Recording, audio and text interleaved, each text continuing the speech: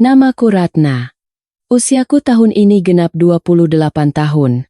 Usia yang seharusnya matang bagi seorang wanita untuk menikmati indahnya berumah tangga, dimanja oleh suami, dan disayang oleh mertua. Namun, takdir sepertinya menuliskan garis tangan yang berbeda untukku. Jika kalian melihatku saat ini, mungkin kalian tidak akan percaya bahwa aku adalah seorang istri.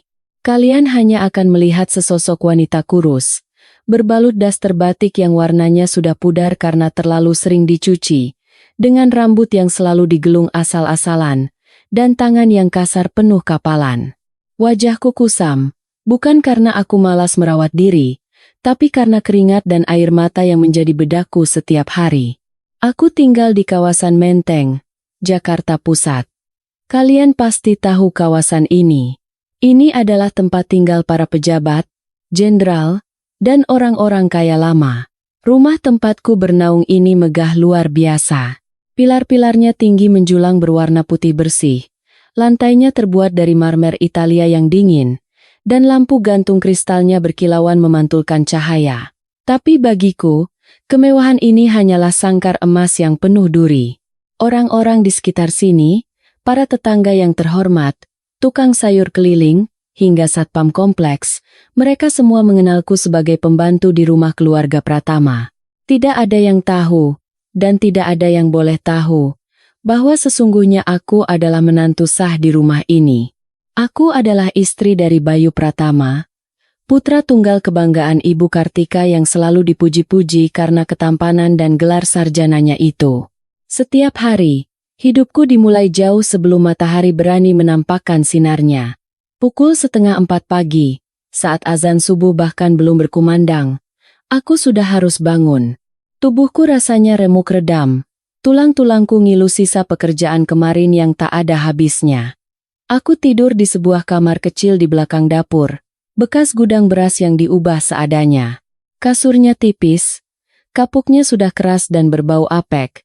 Tanpa AC, hanya ada kipas angin kecil yang bunyinya berisik seperti mesin traktor. Sementara suamiku, Bayu, tidur di kamar tamu yang nyaman dengan AC dingin, dengan alasan dia butuh istirahat berkualitas karena dia adalah pekerja keras. Dengan mata yang masih berat, aku memaksakan diri bangun.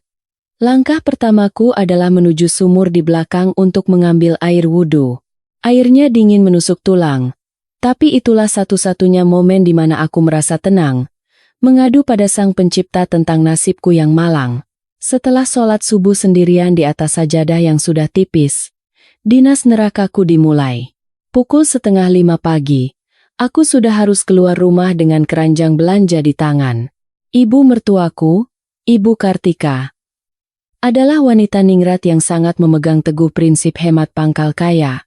Tapi sayangnya prinsip itu hanya berlaku untukku, bukan untuk gaya hidupnya. Dia melarang keras aku belanja di supermarket modern. Katanya, sayur di supermarket itu mahal karena kena pajak AC. Jadi, dia menyuruhku berjalan kaki ke pasar tradisional yang becek dan bau, yang jaraknya hampir 2 kilometer dari rumah. Ingat Ratna, pesannya kemarin sore sambil melempar uang kertas lecek ke wajahku. Uang belanja hari ini cuma 50.000. Ibu mau makan soto ayam santan kental, perkedel kentang, dan sambal terasi. Siska minta buah potong, harus pepaya California yang manis. Bayu minta dimasakin cumi asin cabai hijau. Jangan sampai kurang. Kamu harus pintar nawar. Jangan bodoh jadi perempuan. 50.000 rupiah. Di Jakarta, tahun ini, uang segitu bisa dapat apa? Harga cabai sedang melambung tinggi. Harga ayam per ekor saja sudah 35.000. Belum bumbu dapur, belum buah pepaya, belum cumi asin. Tapi aku tidak berani membantah. Pernah sekali aku mencoba meminta tambahan 10.000 saja. Ibu Kartika langsung melempar gelas kaca ke arahku. Pecahannya menggores betisku, meninggalkan parut yang masih ada sampai sekarang. Dia juga mengancam akan menelepon orang tuaku di kampung, memaki-maki bapak dan ibuku karena dianggap gagal mendidik anak menjadi istri yang hemat. Ancaman itulah yang paling aku takutkan. Aku tidak mau orang tuaku yang sudah tua di desa sana sedih memikirkan anaknya. Jadi, dengan uang pas-pasan itu, aku harus memutar otak. Di pasar, aku menjadi wanita yang paling tidak punya malu. Aku menawar harga bayam sampai tukang sayurnya geleng-geleng kepala. Aku memohon pada tukang ayam untuk memberiku potongan harga atau bonus ceker. Neng Ratna, Neng Ratna. Cantik-cantik kok nawarnya sadis amat. Suaminya orang kaya kan? Rumahnya di gedung itu kan? Tanya Kang Ujang, tukang sayur langgananku, dengan nada menyindir. Aku hanya tersenyum kecut. Lagi irit, Kang. Namanya juga hidup. Jawabku singkat. Aku tidak mungkin bilang kalau suamiku pelitnya minta ampun. Seringkali, demi menutupi kekurangan uang belanja agar tidak dimarahi, aku harus merogoh uang simpananku sendiri. Uang receh hasil aku mengumpulkan botol plastik bekas atau menjual kerajinan tangan diam-diam lewat internet saat mereka semua sudah tidur. Pengorbanan diam-diam itu tidak pernah mereka tahu, dan tidak akan pernah mereka hargai. Pukul 6 pagi, aku sudah kembali ke dapur. Aroma bumbu soto mulai menguar, memenuhi ruangan dapur yang luas itu. Aku mengulek sambal dengan tangan. Karena Ibu Kartika bilang sambal yang di blender itu rasanya tidak enak, tidak ada jiwanya katanya. Tanganku panas terbakar rasa cabai, tapi aku terus mengulek. Keringat sebesar biji jagung menetes dari pelipisku. Aku harus memastikan semuanya siap sebelum jam 7 tepat. Tepat pukul 7, suara langkah kaki terdengar dari tangga utama. Keluarga kerajaan itu mulai turun. Ibu Kartika tampil dengan gaun tidur sutra impor yang harganya mungkin setara biaya makan kami sebulan di kampung. Wajahnya sudah dipoles krim pagi yang mahal. Di belakangnya ada Siska, adik iparku, gadis manja berusia 22 tahun yang kerjanya hanya main TikTok dan belanja online. Dan terakhir, suamiku, Bayu. Dia terlihat gagah dengan kemeja kerja yang sudah kusetrika licin semalam suntuk. Aroma parfum mahalnya tercium sampai ke dapur. Mereka duduk di kursi makan yang empuk. Aku berdiri di pojok, dekat tempat cuci piring, siap siaga seperti pelayan restoran. Ratna, mana sotonya? Lama sekali, teriak Siska tanpa menoleh, matanya terpaku pada layar iPhone terbarunya. Iya, Mbak Siska, sebentar. Jawabku sambil buru-buru membawa mangkuk besar berisi soto ayam yang masih mengepul. Ratna, jangan lupa jeruk nipisnya dipisah. Ibu tidak suka kalau kuahnya terlalu asam. Ibu Kartika menimpali dengan nada ketus. Ratna, kopi mas mana? Jangan terlalu manis. Gula 1 sendok teh saja. Bayu ikut memerintah tanpa melihat wajahku. Aku berlari kecil ke sana kemari. Mengambil jeruk nipis, mengaduk kopi, mengambilkan kerupuk, hatiku perih. Rasanya seperti diiris sembilu, terutama saat melihat Bayu. Masih segar dalam ingatanku, 3 tahun lalu saat kami masih pacaran di Yogyakarta. Waktu itu dia adalah mahasiswa perantauan yang sederhana. Dia begitu lembut, penuh perhatian. Dia pernah berjanji di bawah sinar bulan di alun-alun kidul.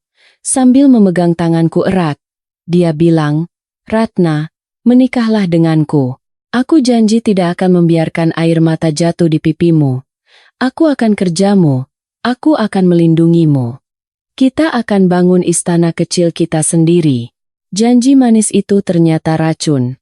Begitu kami menikah dan pindah ke Jakarta karena usaha bapaknya bangkrut dan meninggal, Bayu berubah total. Dia kembali ke ketiak ibunya. Dia menjadi laki-laki penakut yang tidak punya tulang punggung. Dia melihat dengan mata kepalanya sendiri bagaimana ibunya menghinaku, bagaimana adiknya memperlakukanku seperti budak, tapi dia diam saja. Dia memilih pura-pura buta dan tuli. Dia lebih takut kehilangan fasilitas dan warisan ibunya daripada kehilangan harga diri istrinya. Ini sotonya kurang asin. Ratna, kamu mau bikin ibu darah rendah? Tiba-tiba Ibu Kartika membanting sendoknya ke piring. Suara dentingnya membuat jantungku hampir copot. Maaf Bu.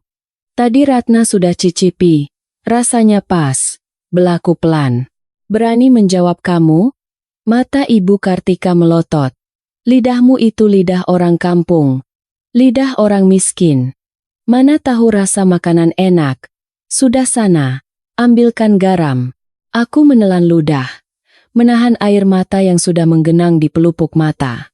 Aku mengambil garam dan memberikannya. Bayu hanya melirik sekilas, lalu kembali menyuap nasinya dengan tenang. Dia tidak membelaku. Sekali lagi, dia tidak membelaku. Setelah mereka selesai makan dan kenyang, mereka beranjak pergi begitu saja dari meja makan. Tidak ada satupun yang membawa piring kotornya ke belakang.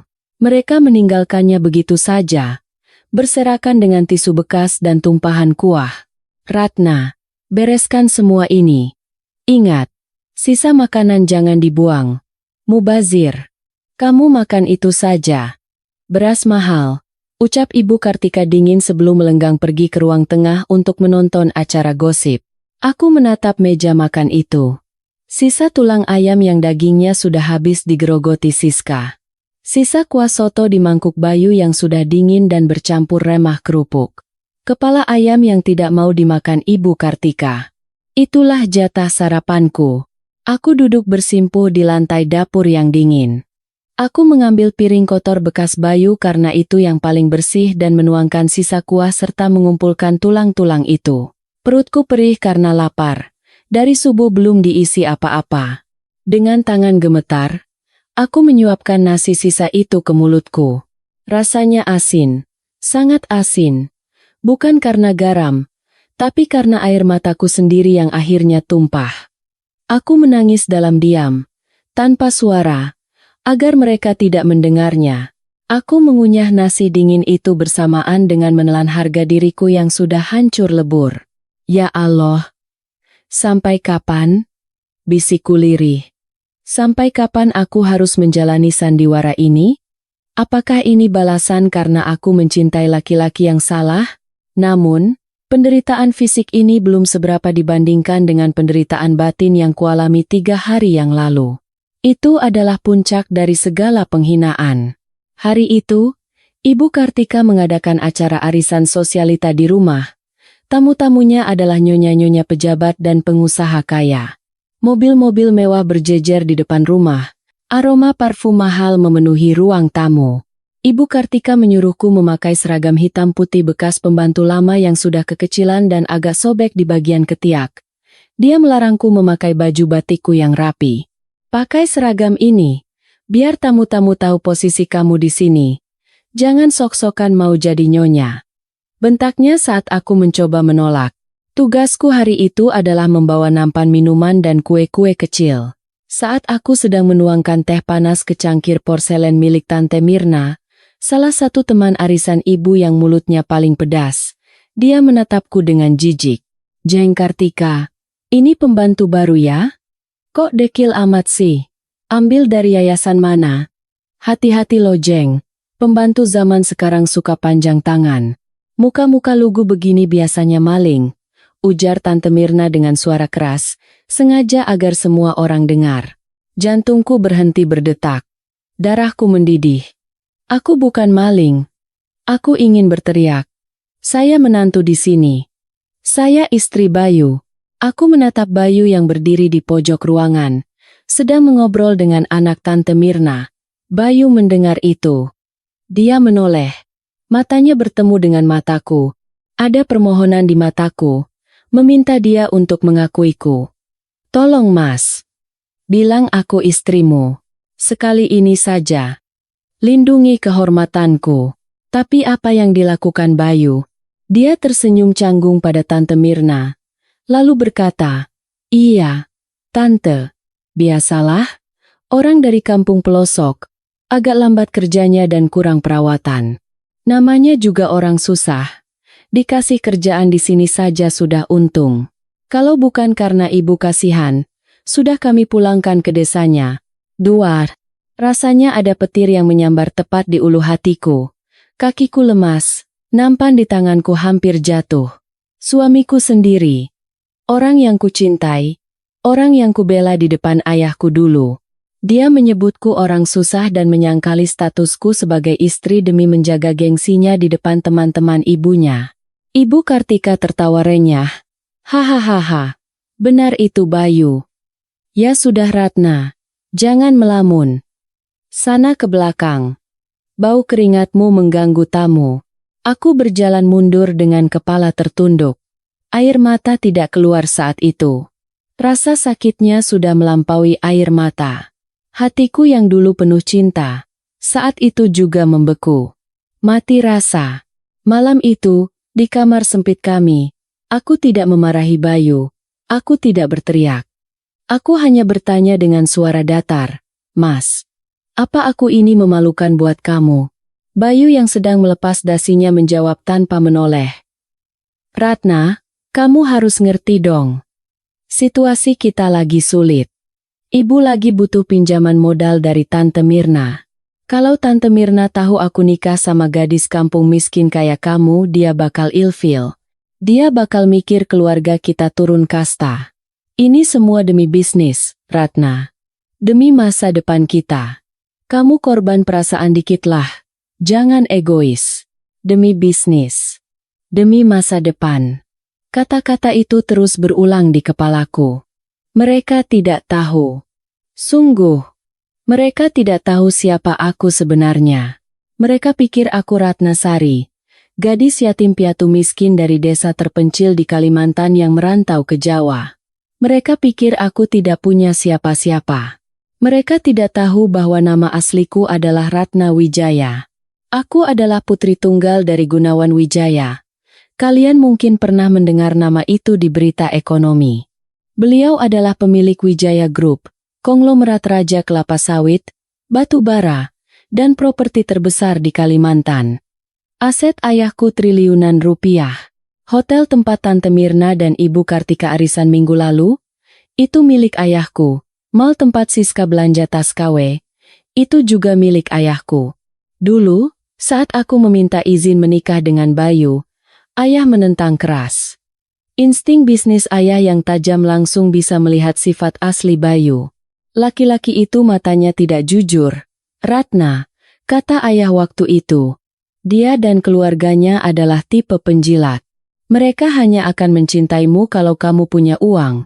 Kalau kamu miskin, mereka akan membuangmu seperti sampah. Tapi aku, dengan kebodohan cinta masa muda yang buta, membantah ayah. Aku bilang ayah salah. Aku bilang Bayu tulus. Akhirnya, ayah memberikan tantangan ini. Baiklah. Menikahlah dengannya. Tapi lepaskan nama Wijaya. Jadilah Ratna Sari, gadis miskin. Jika dalam 2 tahun keluarga itu tetap memperlakukanmu dengan baik, hormat, dan penuh kasih sayang meskipun kamu tidak punya harta, maka ayah akan merestui, meminta maaf pada Bayu, dan memberikan separuh kerajaan bisnis ayah untuk kalian. Tapi jika tidak, kamu harus pulang. Tinggalkan mereka. Dan sekarang, waktu 2 tahun itu tinggal tersisa 4 bulan lagi. Selama 1 tahun 8 bulan ini, aku mencatat setiap penghinaan. Aku merekam setiap caci maki. Aku mengingat setiap butir nasi sisa yang kupaksa telan. Aku sedang menjalani ujian terberat dalam hidupku. Sebuah sandiwara panjang untuk melihat wajah asli manusia. Dan tampaknya, ayah benar. Wajah asli mereka sangat mengerikan, lebih buruk dari mimpi buruk manapun. Tapi aku masih bertahan. Sedikit lagi. Aku ingin melihat seberapa jauh batas kejahatan mereka. Aku ingin melihat apakah masih ada setitik nurani di hati suamiku. Namun, kejadian nanti malam akan menjadi titik balik yang mengubah segalanya. Kejadian yang akan membuatku memutuskan bahwa sandiwara ini harus diakhiri. Bukan dengan air mata, tapi dengan sebuah pelajaran yang akan mereka ingat sampai liang kubur. Malam itu, jam dinding tua di ruang tengah sudah menunjukkan pukul 11 lewat. Rumah besar itu sudah sepi. Lampu-lampu kristal sudah dipadamkan, menyisakan kegelapan yang dingin. Namun aku belum bisa istirahat. Kewajibanku belum selesai. Ibu Kartika punya aturan bahwa lantai marmer rumah ini harus dipel dengan tangan, Bukan dengan tongkat pel. Setiap malam sebelum tidur. Katanya, supaya debu tidak menempel dan marmernya tetap mengkilap.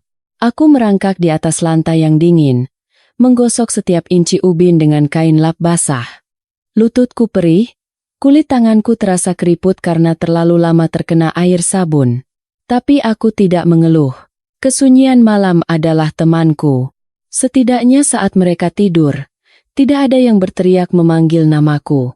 Saat aku sedang mengepel di dekat partisi kayu jati yang memisahkan ruang makan dan ruang keluarga, aku mendengar suara lamat-lamat. Ternyata mereka belum tidur. Pintu kamar Ibu Kartika yang berada di lantai bawah sedikit terbuka. Cahaya lampu tidur menyelinap keluar, disertai suara perbincangan yang serius. Awalnya aku tidak berniat menguping. Dosa, pikirku. Tapi kemudian aku mendengar namaku disebut. Ma, si Ratna itu benar-benar bikin malu. Masak tadi pas arisan dia muncul kayak gembel begitu. Teman-teman Siska sampai DM, direct message. Di Instagram, nanya itu pembantu baru atau saudara jauh yang numpang. Siska malu banget. Ma, itu suara Siska. Nada bicaranya penuh kebencian, seolah keberadaanku adalah aib yang mencoreng wajah cantiknya. Sudahlah, Siska. Jangan bahas Ratna dulu. Kepala Mama mau pecah ini memikirkan hal yang lebih penting. Suara Ibu Kartika terdengar lelah dan panik. Tidak ada nada angkuh seperti biasanya. Kamu tahu tidak? Tadi siang orang bank menelepon Mama lagi. Mereka kasih peringatan terakhir. Kalau bulan ini kita tidak bayar bunga pinjaman, rumah ini akan disita. Jantungku berdesir. Disita? Jadi rumah mewah ini sebenarnya sudah digadaikan. Disita? Suara Bayu terdengar. Nadanya bergetar ketakutan. Ma, jangan bercanda. Kalau rumah ini disita, kita mau tinggal di mana? Malu.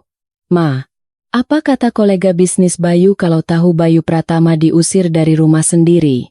Makanya kamu mikir. Bayu, sentak Ibu Kartika. Usaha mebel kamu itu gimana kabarnya? Katanya proyek pengadaan kursi kantor pemerintah itu sudah gol?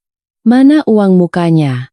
Kita butuh uang tunai setidaknya 500 juta minggu ini untuk tutup mulut orang bank. Hening sejenak. Aku menahan napas, menempelkan telingaku lebih dekat ke dinding. Itu dia masalahnya, Ma. Suara Bayu terdengar frustrasi. Proyek itu butuh modal awal. Aku harus setor uang jaminan dan beli bahan baku kayu dulu baru dananya cair. Aku butuh modal 100 juta. Tapi rekeningku kosong, Ma. Kartu kreditku sudah over limit semua buat bayar gaya hidup Siska dan arisan Mama bulan lalu. Kok salah Siska sih, Mas? Siska memprotes.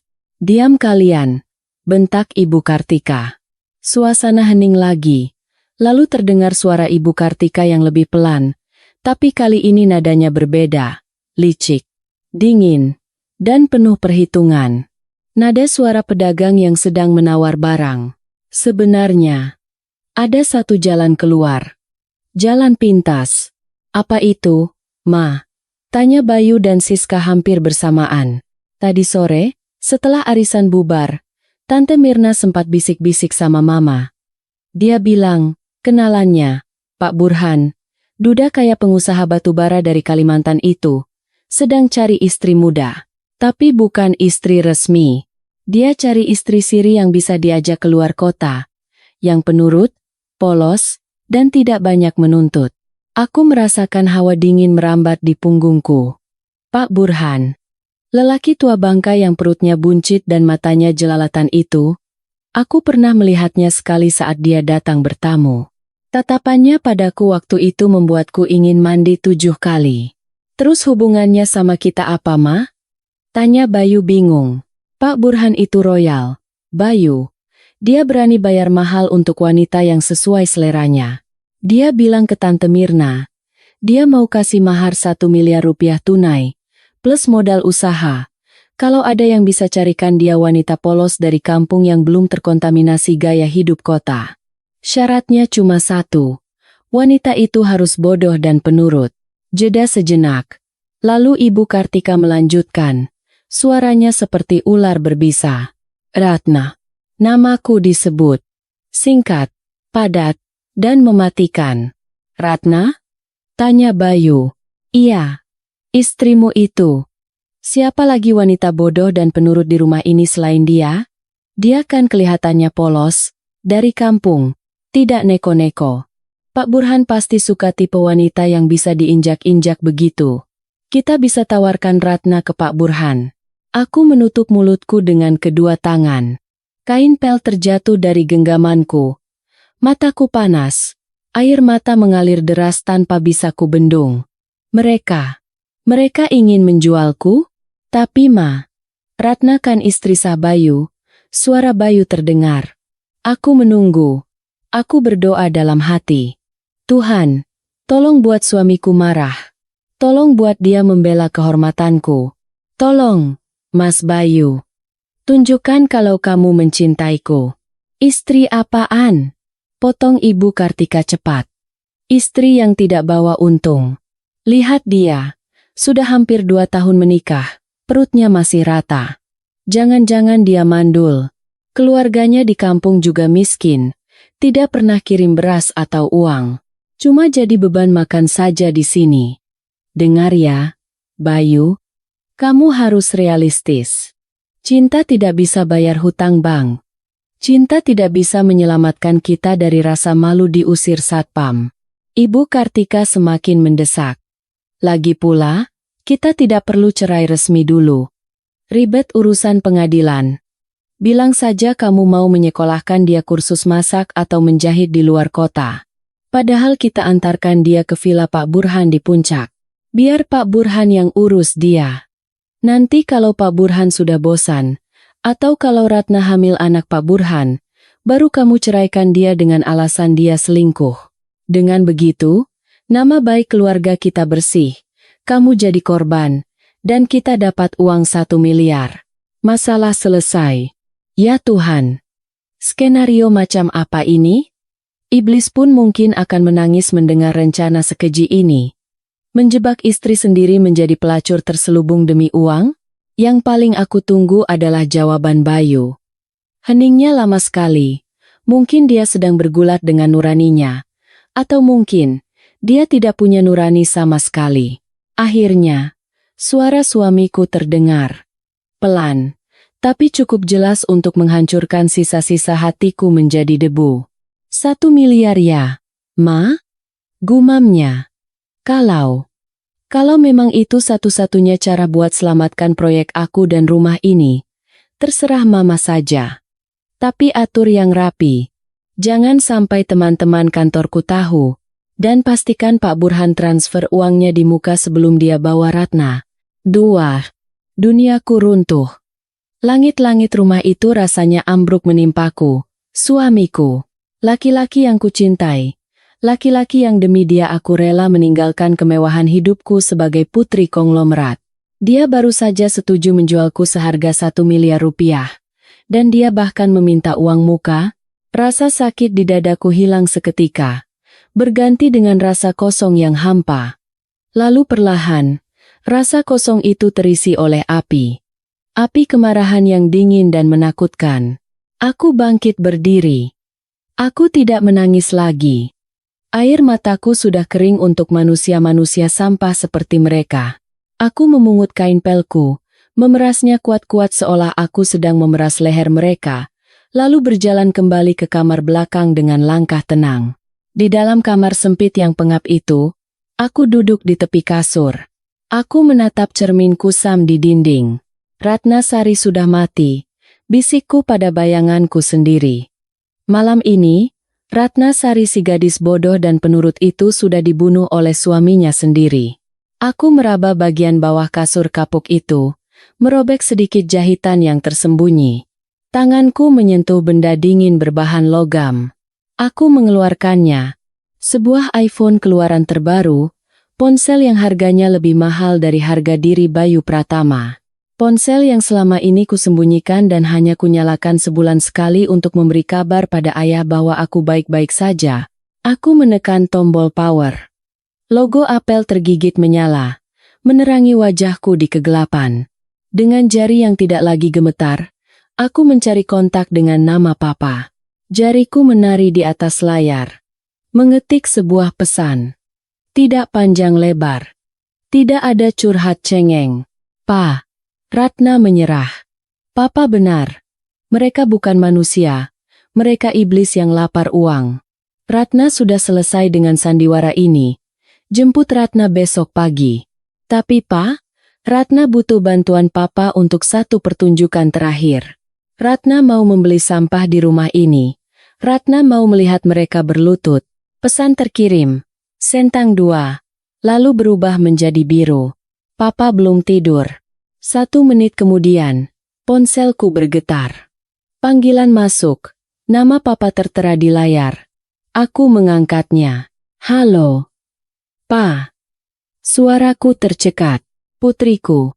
Suara bariton ayah yang tegas namun hangat terdengar di ujung sana. Tidak perlu dijelaskan. Papa sudah tahu semuanya. Orang-orang Papa selalu mengawasimu dari jauh, sayang. Papa hanya menunggumu sadar. Apakah mereka menyakitimu lagi? Mereka mau menjual Ratna. Pa. Aduku. Pertahananku runtuh sedikit. Mereka mau menjual Ratna ke laki-laki tua demi 1 miliar. Hening di ujung telepon. Hening yang menakutkan. Aku tahu apa artinya. Singa tidur itu sudah bangun.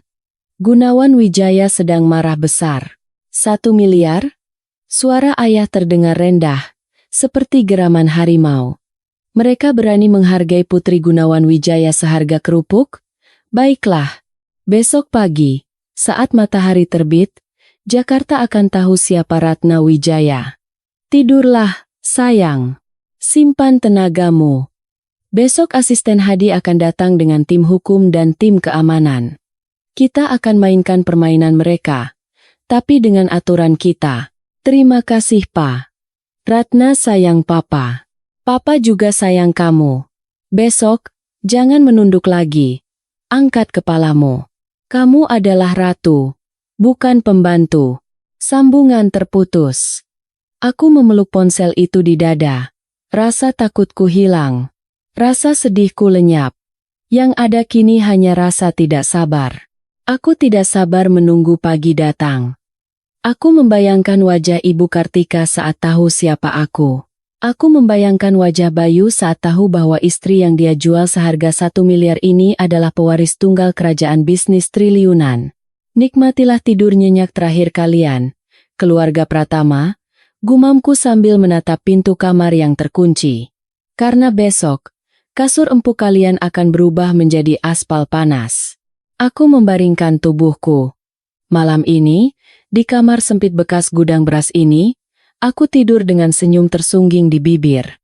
Senyum dari Ratna Wijaya yang telah kembali. Keesokan paginya, suasana di meja makan terasa sangat aneh.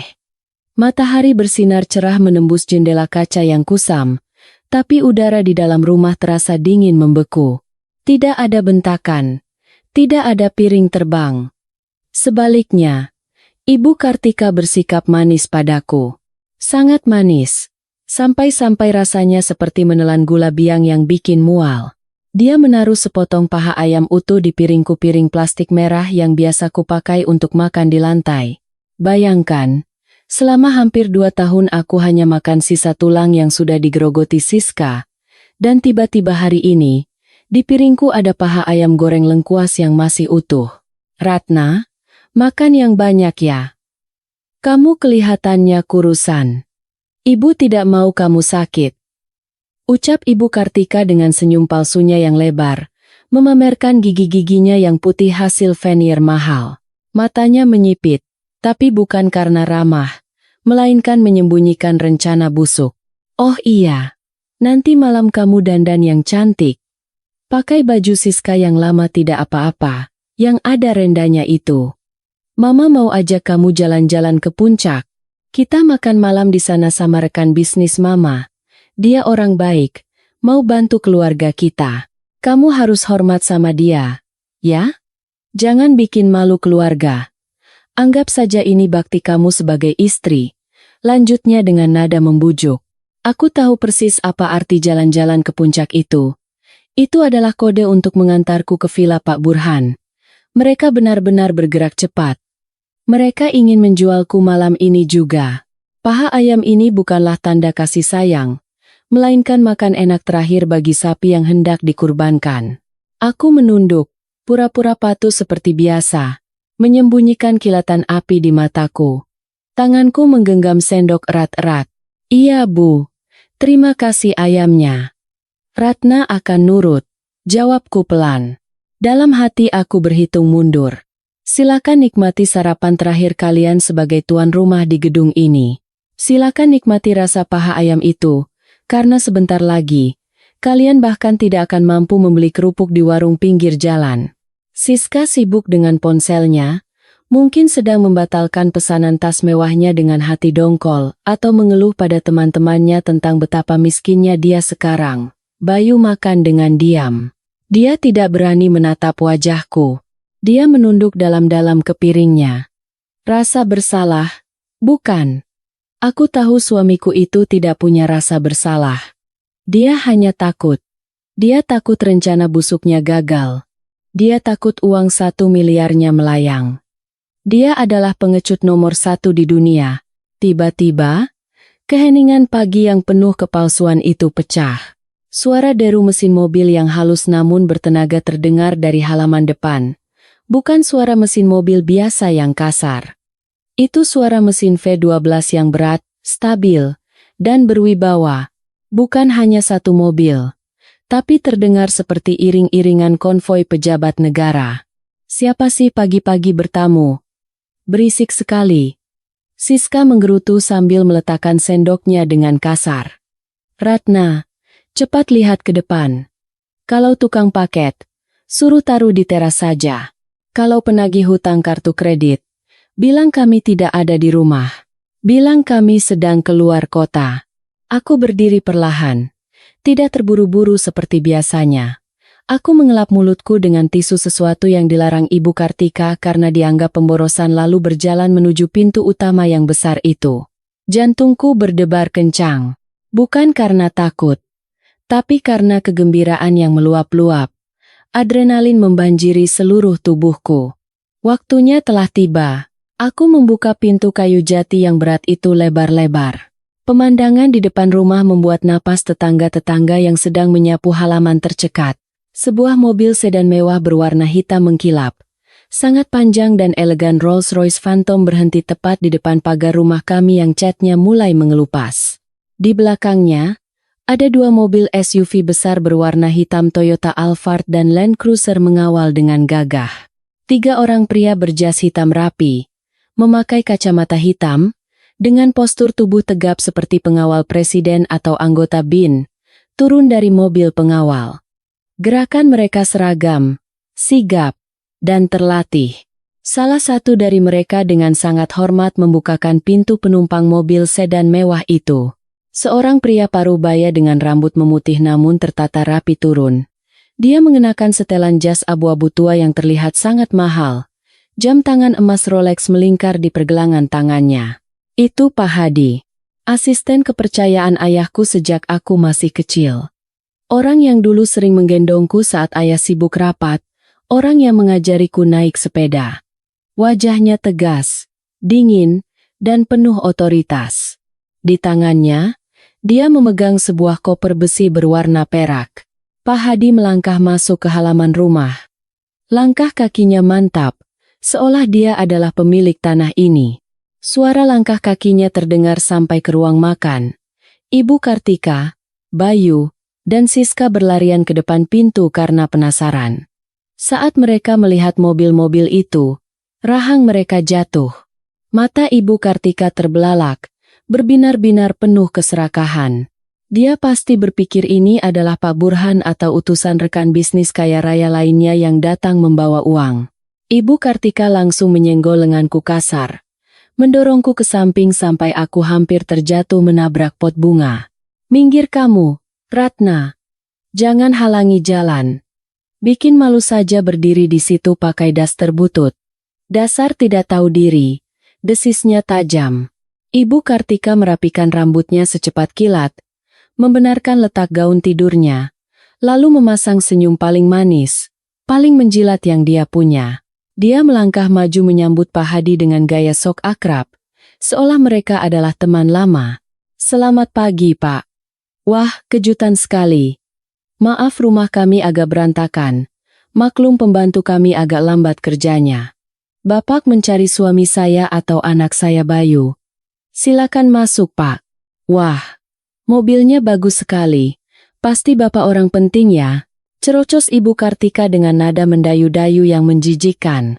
Siska juga ikut maju, mengibaskan rambutnya, mencoba menarik perhatian pria-pria berjas itu. Bayu berdiri di belakang ibunya, mencoba terlihat berwibawa meski wajahnya pucat. Tapi Pak Hadi tidak menggubris mereka sama sekali. Dia bahkan tidak menoleh ke arah Ibu Kartika. Tatapannya lurus, tajam, mencari seseorang. Dia melewati Ibu Kartika begitu saja, seolah mertuaku itu hanyalah tiang listrik yang tidak terlihat. Pak Hadi berjalan lurus ke arahku. Ke arah Ratna si pembantu yang berdiri di pojok teras dengan daster lusuh. Suasana hening seketika. Burung-burung seolah berhenti berkicau. Siska menutup mulutnya dengan tangan. Bayu mengerutkan kening bingung. Ibu Kartika berbalik dengan wajah merah padam karena diabaikan. "Heh, Pak. Bapak mau ngapain dekati pembantu saya? Dia itu kotor, belum mandi. Bapak salah orang ya? Tuan rumahnya di sini, Pak. Saya Nyonya Kartika." Teriak Ibu Kartika dengan suara cemprengnya, mencoba menguasai keadaan yang mulai terasa aneh dan salah ini. Pak Hadi berhenti tepat 1 meter di depanku. Dia perlahan melepaskan kacamata hitamnya. Matanya yang tajam kini berkaca-kaca. Dia menatapku dari ujung rambut sampai ujung kaki. Dia melihat tanganku yang kasar, wajahku yang tanpa riasan, tubuhku yang kurus, dan dasterku yang sudah tua. Rahangnya mengeras. Urat-urat di lehernya menonjol menahan amarah yang luar biasa. Dia marah melihat kondisi tuan putrinya. Lalu, di hadapan mata keluarga Pratama yang melotot hampir keluar, Pak Hadi melakukan sesuatu yang tidak masuk akal bagi mereka. Dia membungkukkan badannya 90 derajat. Sebuah penghormatan yang sangat dalam.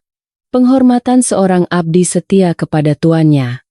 Penghormatan yang biasanya hanya diberikan kepada raja. "Selamat pagi, Nona Muda Ratna Wijaya." Suaranya berat dan menggelegar, memecah keheningan pagi menteng. "Maafkan saya. Maafkan Bapak. Kami terlambat menjemput Nona. Tuan Besar Gunawan Wijaya mengirim salam rindu untuk putri tunggalnya. Mobil sudah siap, dan koper ini juga sudah siap."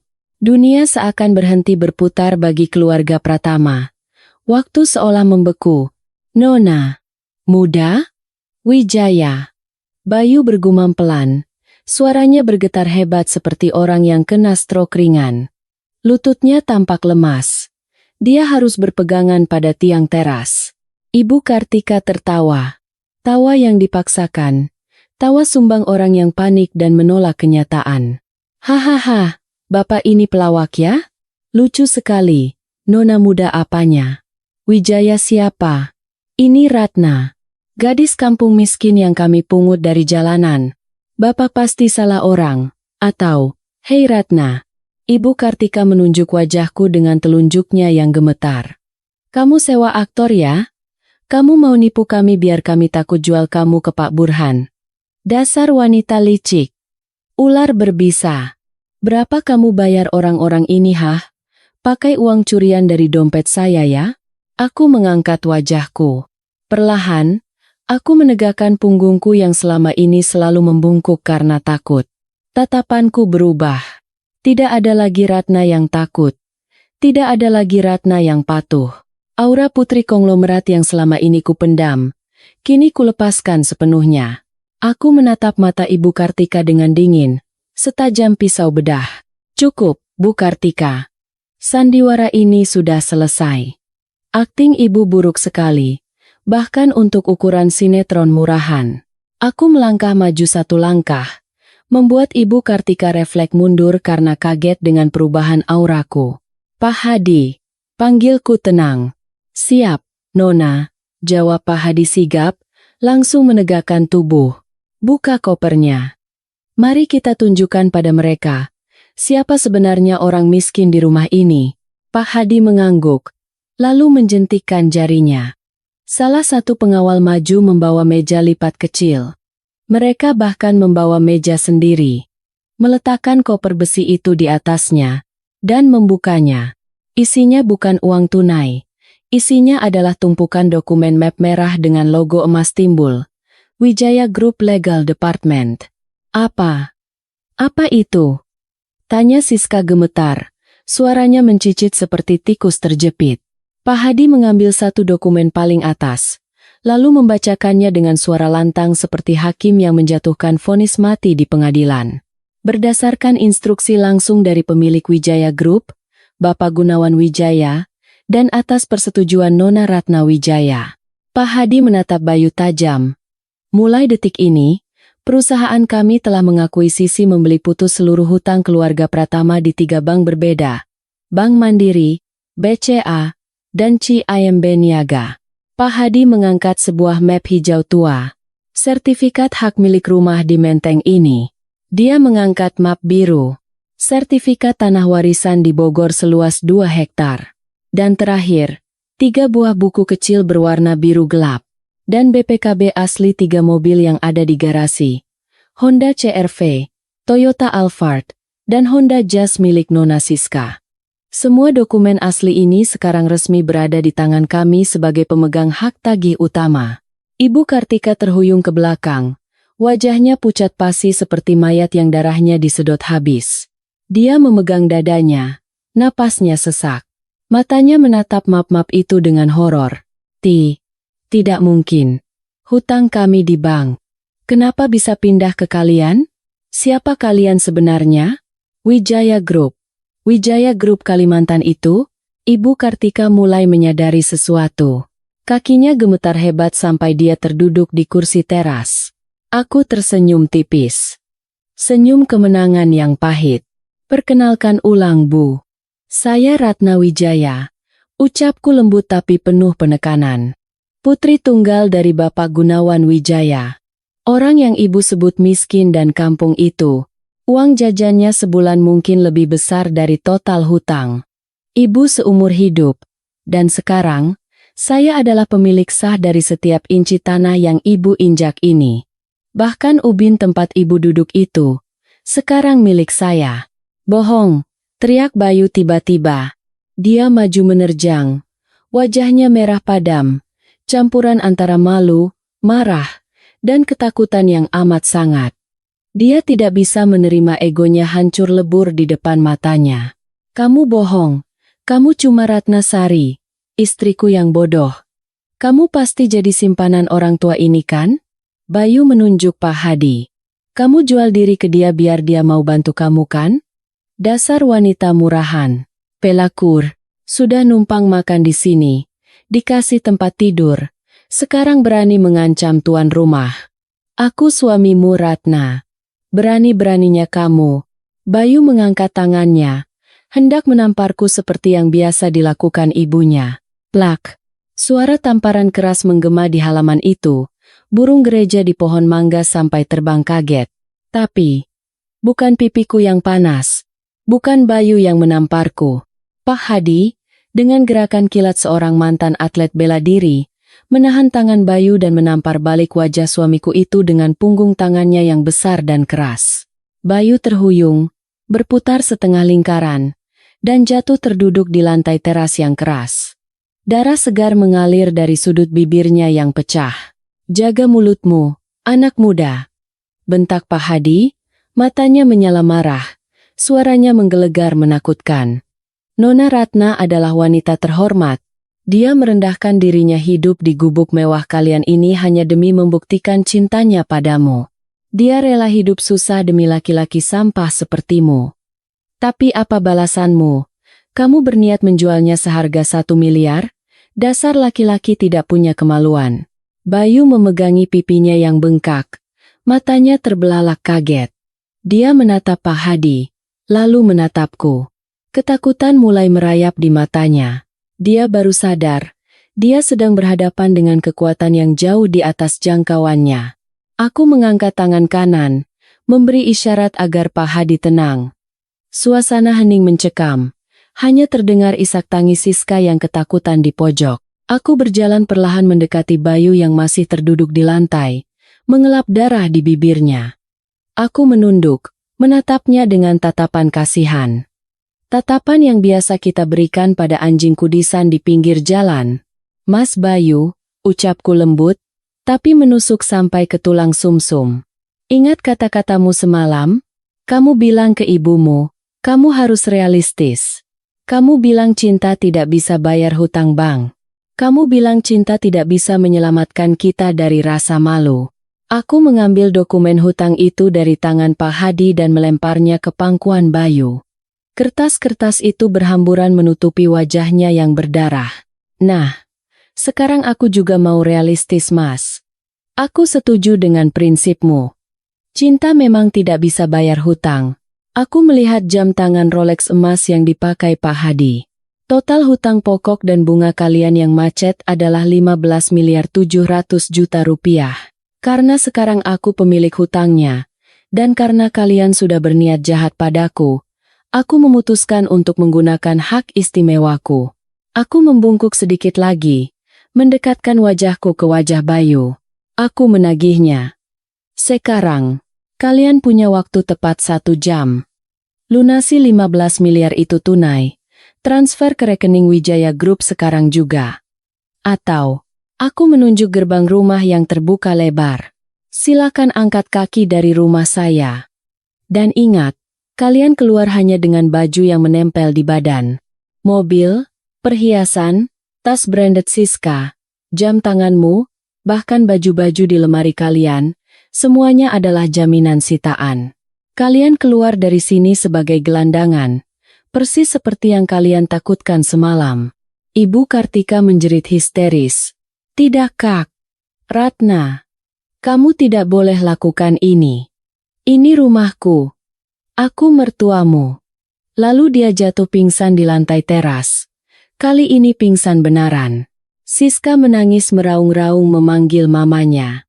Sementara Bayu, dia menatapku dengan tatapan kosong. Seolah jiwanya baru saja dicabut paksa oleh malaikat maut. Aku berbalik membelakangi mereka, berjalan menuju kursi taman marmer di halaman. Pak Hadi, panggilku tenang. Siap Nona, saya lapar. Tolong pesankan makanan paling mahal dari restoran hotel bintang 5 terdekat. Pesan Wagyu A5, lobster, dan sup sarang burung. Kita makan siang di sini sambil menonton mereka berkemas. Oh ya, panggilkan juga truk sampah. Sepertinya rumah ini butuh pembersihan besar-besaran dari kotoran manusia. Pagi itu, di kawasan elit Menteng, sebuah drama nyata dimulai. Drama tentang kesombongan yang runtuh dalam sekejap mata. Dan aku, Ratna, baru saja menekan tombol play. 1 jam. Waktu 60 menit yang diberikan Pak Hadi terasa berjalan sangat cepat bagi mereka, seperti pasir yang lolos dari genggaman tangan. Tapi bagiku, setiap detiknya berjalan lambat dan nikmat. Aku duduk di kursi taman marmer, membiarkan angin pagi menerpa wajahku, sambil menyaksikan kepanikan yang melanda istana keluarga Pratama. Ibu Kartika sudah sadar dari pingsannya. Dia tidak lagi berteriak-teriak histeris. Strateginya berubah total. Naluri bertahan hidupnya sebagai wanita licik mulai bekerja. Dia duduk di lantai teras dengan wajah memelas yang dibuat-buat. Air mata mengalir deras di pipinya yang tebal oleh bedak luntur, menciptakan jalur-jalur hitam maskara yang berantakan. Tapi aku tahu, itu hanya air mata buaya. Bayu, suamiku ralat, sebentar lagi menjadi mantan suamiku kini merangkak ke arahku. Ya, dia merangkak. Laki-laki yang kemarin malam dengan gagahnya setuju menjualku seharga 1 miliar, kini membuang harga dirinya ke tong sampah. Dia memeluk kakiku erat-erat, tidak peduli pada celana panjang mahalnya yang kotor terkena debu lantai. Ratna, sayang, Dek. Suaranya serak, penuh permohonan yang menyedihkan. Tolong jangan begini sayang. Kita bisa bicarakan baik-baik. Mas tahu Mas salah. Mas khilaf. Mas cuma manusia biasa yang bisa buat salah. Tapi sumpah demi Tuhan, Mas melakukan semua itu karena tertekan, Dek. Mas sayang sama kamu. Mas tidak benar-benar mau menjualmu ke Pak Burhan. Itu cuma ide gila mama yang Mas iakan karena panik dikejar hutang. Sumpah Dek, di hati Mas cuma ada kamu. Aku menatap puncak kepala Bayu. Rambutnya yang biasanya tertata rapi dengan pomade, kini acak-acakan. Dulu, aku sangat memuja laki-laki ini. Dulu, aku pikir dia adalah pangeran berkuda putih yang menyelamatkanku. Sekarang, aku hanya melihat seekor lintah yang ketakutan karena kehilangan inangnya. Aku tidak menendangnya. Aku hanya diam, membiarkan dia menangis dan membasahi daster lusuhku dengan air mata palsunya. Mas, panggilku pelan. Bayu mendongak. Matanya berbinar penuh harapan. Dia pikir hatiku luluh. Dia pikir Ratna yang bodoh masih ada di sini. Ya, sayang. Kamu maafin Mas kan? Mas tahu istri Mas hatinya selembut malaikat. Kita mulai lagi dari nol ya. Dengan uangmu. Maksud Mas. Dengan bantuanmu, kita bisa bangun keluarga yang bahagia. Mas janji akan jadi suami yang baik. Mas akan turuti semua mau kamu. Aku tersenyum miring. Senyum yang membuat Bayu merinding. Bangun keluarga bahagia? Dengan uangku. Mas. Kamu ingat tidak kejadian 6 bulan lalu? Waktu aku sakit demam berdarah.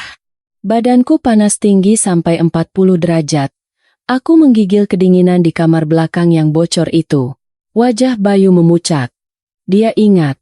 Tentu saja dia ingat. Waktu itu jam 2 pagi. Mas. Aku merangkak ke kamar kamu. Mengetuk pintu minta tolong.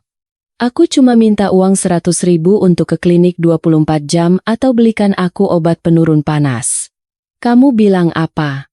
Bayu diam, mulutnya terkunci rapat. Biar aku ingatkan, lanjutku tajam. Kamu bilang, berisik. Jangan manja.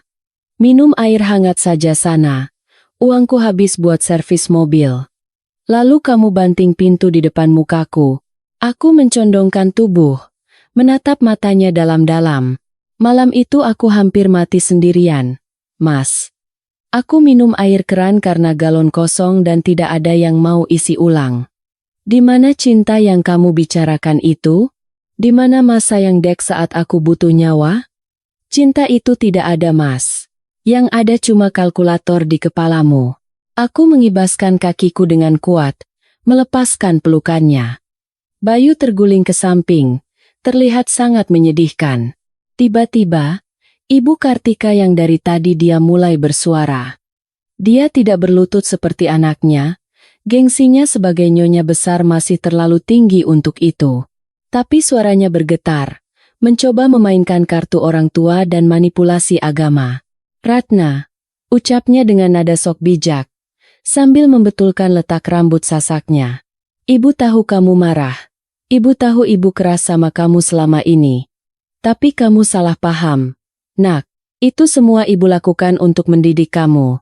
Ibu mau kamu jadi istri yang tangguh, bukan istri yang cengeng. Itu semua ujian, Ratna. Ibu sedang menguji mentalmu sebelum menyerahkan tanggung jawab rumah tangga ini padamu. Dan selamat. Kamu lulus. Ternyata kamu anak orang hebat. Kamu kuat. Sekarang, karena kita sudah saling terbuka, masa kamu tega mengusir mertuamu sendiri? Di mana sopan santunmu pada orang tua? Di mana ajaran agama kamu? Durhaka sama mertua itu dosanya besar loh, Ratna. Pamali. Nanti hidupmu tidak berkah. Luar biasa. Benar-benar luar biasa kemampuan manipulasi wanita tua ini. Dia mengubah penyiksaan 2 tahun menjadi kurikulum pendidikan. Dia pikir aku bodoh? Aku tertawa. Tawa yang keras dan lepas, membuat Pak Hadi dan para pengawal ikut tersenyum tipis melihat kebodohan nyonya rumah itu. Ujian mental ya Bu? Tanyaku sarkas. Menyuruh menantu makan sisa tulang ayam itu ujian mental? Mengatai menantu gembel di depan tamu itu kurikulum pendidikan? Berniat menjual menantu jadi istri simpanan kakek-kakek itu juga cara ibu mendidik akhlak? Aku menggelengkan kepala. Ibu benar-benar sakit jiwa. Aku berjalan menuju meja taman tempat Pak Hadi berdiri. Pak Hadi, perintahku. Siap, Nona. Saya lapar. Tolong pesankan makanan paling mahal dari restoran hotel bintang 5 terdekat. Pesan Wagyu A5 steak lobster termidor bakar keju, dan sup sarang burung walet kualitas terbaik. Pesan 5 porsi. Untuk saya, Bapak, dan rekan-rekan pengawal. Oh ya, minta pelayan hotel membawanya ke sini lengkap dengan piring dan gelas kristal. Siap, laksanakan, Nona. Ibu Kartika dan Siska menelan ludah. Perut mereka berbunyi kerucuk-kerucuk. Tadi pagi mereka belum sempat menghabiskan sarapan soto ayam karena kedatangan Pak Hadi. Dan sekarang sudah jam 12 siang. Matahari membakar kulit mereka yang biasa kena AC. 30 menit kemudian, mobil van catering hotel datang.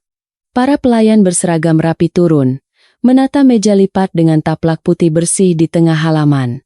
Aroma daging panggang kelas dunia, keju meleleh, dan rempah-rempah mahal memenuhi udara, menusuk hidung mereka yang kelaparan. Aku duduk di kursi lipat itu, sementara Pak Hadi dan pengawal berdiri menjaga. Silakan makan, Pak Hadi. Mari kita nikmati makan siang, ujarku ramah. Aku memotong daging wagyu yang super lembut itu. Jus dagingnya meleleh keluar. Aku memasukkannya ke mulut, memejamkan mata, dan mendesah nikmat. Enak sekali. Dagingnya lumer di mulut. Sementara itu, keluarga Pratama duduk di lantai teras, menonton kami makan seperti pengemis menonton raja berpesta. Siska memegangi perutnya yang keroncongan. Bayu menunduk lesu. Air liurnya hampir menetes. Ibu Kartika menatap nanar piring-piring mewah itu. Matanya jelalatan. Ratna. Suara Siska terdengar lirih. Gengsinya sudah runtuh karena lapar. Bagi sedikit dong. Aku lapar banget. Tadi pagi belum makan. Mak aku kambuh nih. Aku berhenti mengunyah. Aku menoleh ke arah Siska. Gadis manja yang selalu menyuruhku mencuci pakaian dalamnya dengan tangan karena takut rusak kalau pakai mesin cuci. Oh, Siska lapar? Tanyaku dengan nada prihatin yang dibuat-buat. Kasihan sekali adik iparku sayang. Aku mengambil sebuah piring kosong. Lalu aku mengambil tulang sisa wagyu yang dagingnya sudah habis, kulit udang lobster yang keras, dan sedikit kuah sup yang sudah dingin sisa mangkuku. Aku menatanya di piring itu, persis seperti cara mereka memberiku makan selama ini. Aku bahkan menuangkan sedikit air kobokan tangan ke atasnya, seperti yang pernah Siska lakukan padaku dulu dengan alasan biar kuahnya banyak. Aku berdiri, membawa piring berisi sampah makanan itu, berjalan mendekati teras, dan meletakkannya di lantai ubin, tepat di depan kaki Siska. Silakan, Siska. Makan. Jangan lupa bersyukur ya. Mubazir kalau dibuang. Itu sisa daging wagyu loh. Walaupun cuma lemak dan tulangnya, masih ada gizinya. Enak kok, aku sudah biasa makan beginian 2 tahun. Masa kamu tidak bisa sekali saja? Katanya orang kaya selera makannya tinggi. Wajah Siska memerah padam. Dia menatap piring itu dengan jijik, lalu menatapku dengan kebencian yang meluap-luap. Kamu gila ya? Kamu pikir aku anjing? Aku bukan pengemis. Aku nggak mau makan sampah, teriaknya histeris, menendang piring itu hingga pecah berantakan. Kalau tidak mau. Ya sudah, jawabku santai sambil kembali duduk. Berarti belum cukup lapar. Ingat Siska, sebentar lagi kalian tidak punya rumah, tidak punya uang. Makanan sisa seperti ini mungkin akan jadi makanan mewah buat kalian nanti malam di kolong jembatan. Belajarlah menghargai rezeki. Cukup Ratna, teriak Ibu Kartika. Dia berdiri dengan gemetar, jari telunjuknya menuding wajahku. Kamu keterlaluan. Kamu iblis. Kamu mau balas dendam. Oke. Ambil semua harta ini. Ambil. Tapi ingat, Tuhan tidak tidur. Orang sombong sepertimu akan jatuh. Karma itu ada. Ibu benar, potongku cepat. Suaraku kembali dingin dan tajam, mematikan teriakan Ibu Kartika. Tuhan tidak tidur. Makanya dia mengirim saya ke sini. Saya adalah tangan Tuhan yang dikirim untuk menampar kesombongan Ibu. Ibu berdoa minta uang kan? Minta modal usaha? Nah, Tuhan kabulkan. Tuhan kirim menantu triliuner ke rumah Ibu. Tapi karena hati Ibu busuk, Ibu menyia-nyiakan rezeki itu. Ibu menendang malaikat rezeki yang sudah masuk ke rumah Ibu hanya karena dia berpakaian lusuh. Jadi jangan salahkan Tuhan, salahkan cermin di kamar Ibu. Tepat saat itu, jam tangan Pak Hadi berbunyi. Bip, bip, 1 jam sudah habis. Pak Hadi meletakkan sendoknya. Dia menyeka mulutnya dengan serbet kain, lalu berdiri tegak. Wajah ramahnya saat makan tadi hilang seketika, berganti menjadi wajah eksekutor yang dingin dan tanpa ampun. Waktu habis, ucap Pak Hadi datar. Suaranya bergema seperti lonceng kematian. Dia memberi kode tangan kepada para pengawal di gerbang. Angkut semuanya. Kosongkan rumah ini dalam 30 menit. Seperti semut yang terorganisir, belasan orang berseragam biru masuk ke dalam rumah. Mereka adalah tim pindahan profesional yang sudah disiapkan ayah. Mereka masuk dengan sepatu bot mereka, mengotori lantai marmer yang semalam kupel dengan susah payah. Mereka mulai mengangkat televisi 60 inci, lukisan-lukisan mahal, guci keramik antik, bahkan sofa tempat Ibu Kartika biasa duduk menonton gosip. Jangan ambil TV saya. Itu kreditan belum lunas. Masih kurang 5 bulan. Teriak Siska histeris, berusaha menarik TV itu dari tangan petugas. Minggir, Nona. Bentak salah satu petugas berbadan besar. Ini barang sitaan, kalau Nona menghalangi, kami bisa tuntut pasal perbuatan tidak menyenangkan. Kekacauan terjadi di mana-mana. Siska menangis guling-guling di lantai saat melihat koleksi tas KW super premiumnya dimasukkan ke dalam karung goni kasar seperti sampah. Ibu Kartika berusaha mempertahankan kotak perhiasannya, memeluknya erat-erat seperti memeluk bayi, tapi Pak Hadi dengan mudah mengambilnya dari tangan tuanya yang lemah.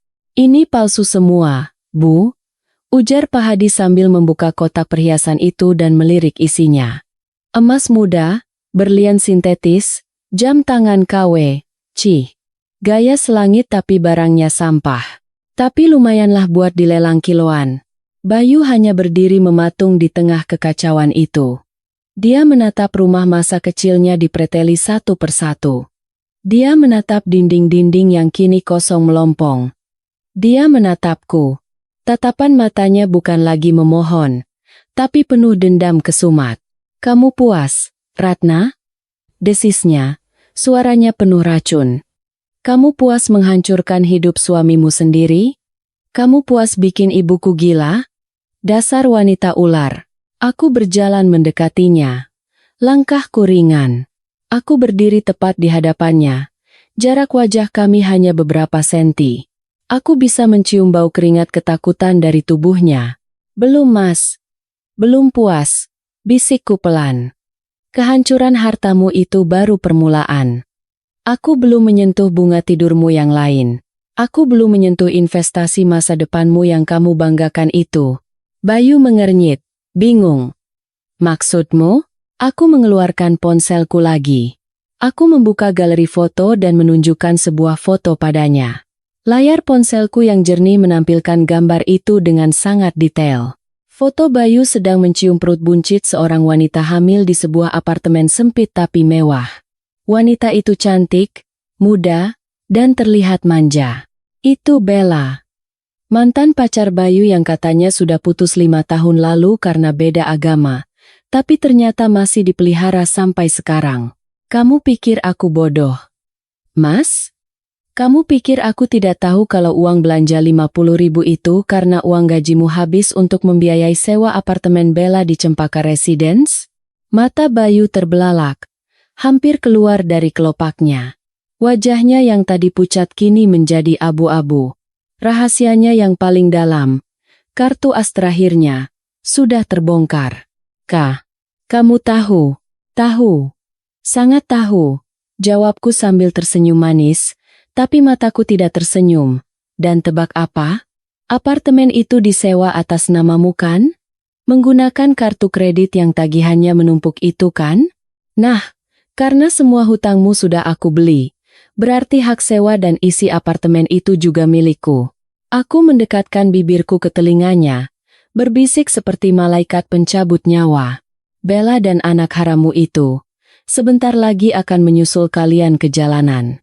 Selamat reuni keluarga besar di trotoar ya, Mas. Bayu meraung. Raungan panjang yang menyakitkan, seperti binatang buas yang terluka parah dan terpojok. Dia mencoba menerjangku.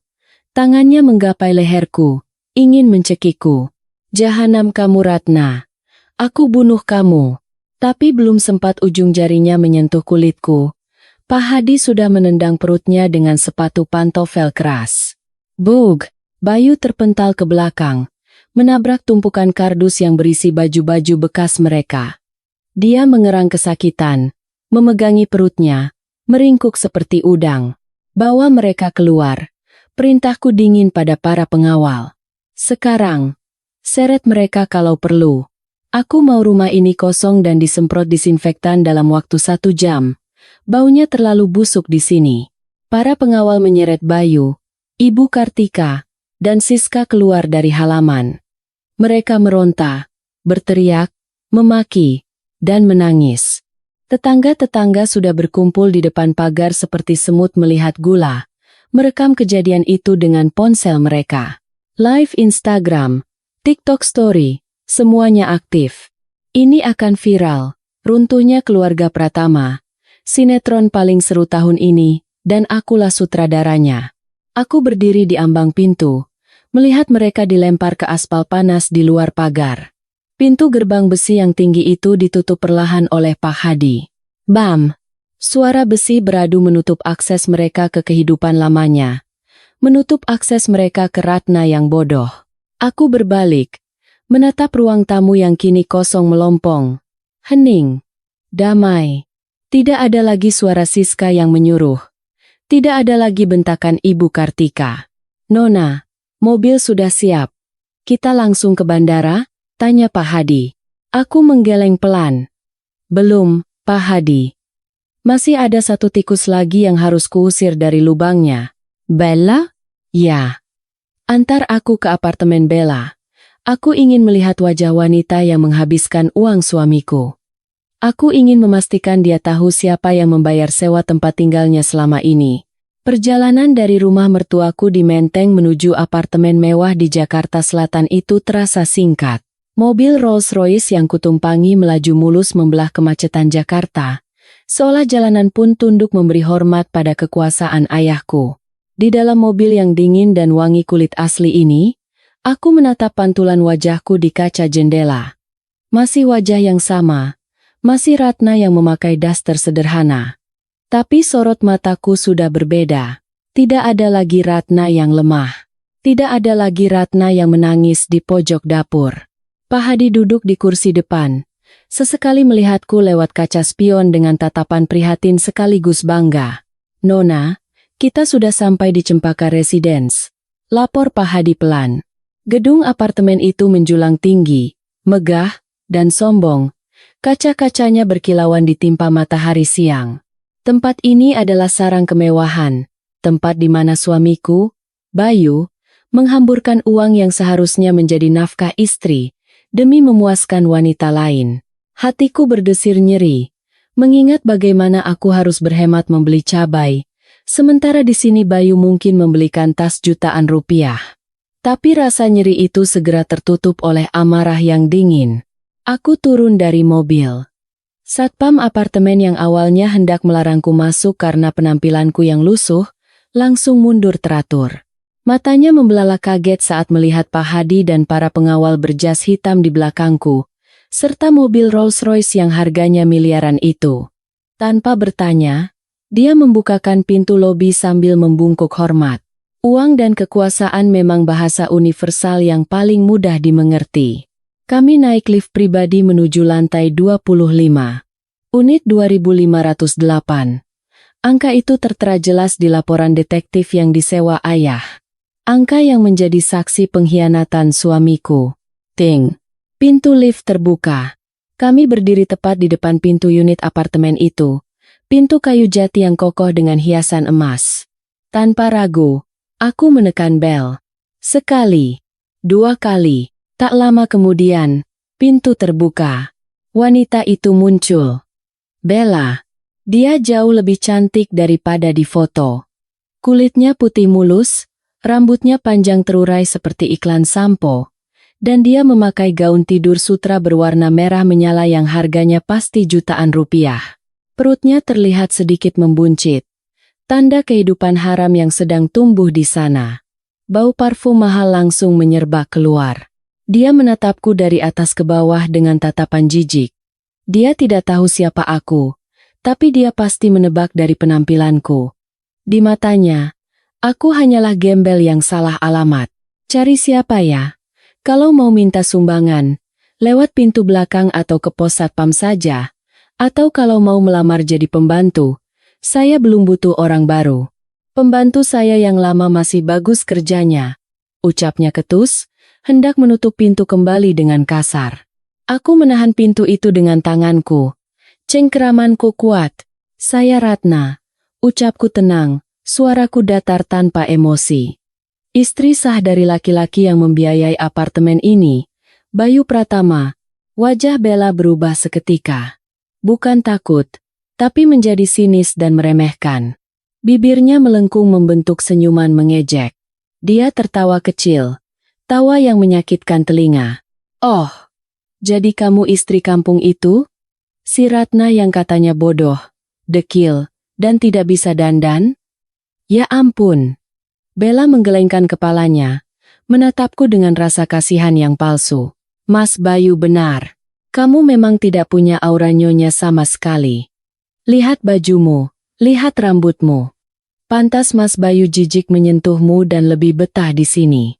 Kata-katanya seperti jarum beracun yang ditusukkan tepat ke jantung. Tapi aku tidak bergeming. Ratna yang dulu mungkin sudah menangis dan lari, tapi Ratna yang sekarang hanya tersenyum tipis. Boleh saya masuk? Tanyaku datar. Untuk apa? Mau memohon supaya saya meninggalkan Mas Bayu. Maaf ya, Mbak Ratna. Mas Bayu itu cinta mati sama saya. Kami sudah saling mencintai sejak kuliah. Kamu itu cuma selingan. Sebentar lagi dia akan menceraikanmu dan menikahi saya secara resmi. Apalagi saya sedang mengandung anak laki-laki, penerus keluarga Pratama yang sangat diharapkan Ibu Kartika. Kamu yang mandul bisa apa? Sudah sana pulang. Sadar diri sedikit. Bella bersedekap dada, memamerkan perut buncitnya dengan bangga. Aku menghela napas panjang. Saya datang bukan untuk memohon, Bella. Saya datang untuk inspeksi aset. Tanpa menunggu izinnya, aku mendorong pintu itu kuat-kuat. Bella terhuyung ke belakang karena kaget dengan kekuatanku. Aku melangkah masuk, diikuti Pak Hadi dan 2 pengawal berbadan tegap yang langsung berdiri menjaga pintu. Bella mulai panik melihat orang-orang berjas hitam itu. Wajah cantiknya memucat. Hei, siapa kalian? Keluar. Jangan sembarangan masuk rumah orang. Saya teriak nih. Saya panggil security. Panggil saja. Jawabku santai sambil berjalan mengelilingi ruangan. Apartemen itu mewah sekali. Jauh lebih mewah dari kamar gudang tempatku tidur. Ada sofa kulit impor, TV layar datar yang sangat besar, karpet bulu tebal, dan pemandangan kota Jakarta dari jendela kaca. Di atas meja, berserakan majalah fashion dan bon belanjaan barang bermerek. Aku menyentuh vas bunga kristal di meja makan. Bagus, selera Bayu boleh juga. Aku berbalik menatap Bella yang kini terpojok di dinding. Kamu tahu tidak, Bella? Apartemen ini, mobil Honda CR-V di parkiran bawah yang kamu pakai, tas-tas Hermes di lemarimu, bahkan baju sutra yang menempel di badanmu itu. Semuanya dibeli pakai apa? Bella diam. Matanya bergerak gelisah. Napasnya memburu. Semuanya dibeli pakai kartu kredit Bayu yang sudah over limit, Dan uang tabungan ibu mertuaku yang dia curi sedikit demi sedikit. Dan tahukah kamu? Aku melangkah mendekatinya perlahan. Bayu sudah tidak punya uang sepeser pun. Kartu kreditnya sudah macet. Rumah ibunya di Menteng sudah disita. Dan dia baru saja saya usir menjadi gelandangan 2 jam yang lalu. Mata Bella membelalak lebar. Kak, kamu bohong. Mas Bayu itu pengusaha sukses. Dia punya proyek mebel miliaran. Dia janji mau belikan aku rumah di Pondok Indah bulan depan. Aku tertawa. Tawa yang renyah dan penuh kemenangan. Proyek mebel? Rumah di Pondok Indah? Itu cuma dongeng tidur buat kamu, Bella. Dia itu pengangguran yang hidup dari sisa harta orang tua. Dan sekarang, harta orang tuanya sudah habis. Lebih tepatnya, sudah berpindah tangan ke saya. Pak Hadi maju ke depan, menyerahkan sebuah map dokumen padaku. Aku melempar map itu ke meja kaca di depan Bella. Baca itu. Itu bukti pengalihan hak tagih hutang. Semua aset Bayu, termasuk hak sewa unit apartemen ini yang dia bayar pakai nama ibunya, sekarang adalah milik saya. Ratna Wijaya. Tangan Bella gemetar saat mengambil map itu. Dia membacanya sekilas, matanya mencari angka-angka dan nama pemilik baru. Kertas itu jatuh dari tangannya ke lantai. Kakinya lemas. Dia menatapku dengan horor. Jadi, Mas Bayu miskin? Cicitnya pelan. Suaranya hampir tidak terdengar. Sangat miskin. Lebih miskin dari pengemis di lampu merah, tegasku. Dan karena apartemen ini sekarang milik saya tidak sudi ada orang asing apalagi selingkuhan suami saya tinggal di sini dan mengotori properti saya. Aku melihat jam tanganku. Saya berikan kamu pilihan, Bella. Sama seperti yang saya berikan pada suami saya. Kamu punya waktu 10 menit untuk mengemasi barang-barang pribadimu dan pergi dari sini. Tapi ingat, aku menunjuk lemari kaca yang berisi koleksi tas dan sepatu mahal. Semua barang mewah tas, sepatu, perhiasan, elektronik yang dibeli pakai uang Bayu, itu adalah aset sitaan untuk membayar hutang. Kamu tidak boleh membawanya. Kamu hanya boleh bawa baju bekasmu sendiri yang kamu beli pakai uangmu sendiri. Kalau ada satupun barang Bayu yang kamu bawa, saya akan laporkan kamu sebagai pencuri. Bella mulai menangis. Tangisannya pecah, histeris. Dia menjatuhkan dirinya ke lantai, bersujud di kakiku. Persis seperti Bayu tadi. Bedanya, Bayu menangisi nasibnya, Bella menangisi kemewahannya. Mbak Ratna, tolong Mbak. Saya lagi hamil. Saya mau tinggal di mana? Jangan usir saya. Kasihanilah bayi ini. Ini kan adik tiri anak Mbak nanti. Bella mencoba memegang tanganku. Aku mundur selangkah, menghindari sentuhannya dengan jijik. Kasihan? Kamu minta kasihan sama wanita yang suaminya kamu rebut?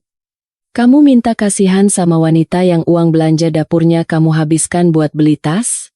Aku menatap perutnya. Bayi itu tidak berdosa, Bella. Tapi ibunya serakah dan ayahnya penipu. Kalau kamu butuh tempat tinggal, susul Bayu.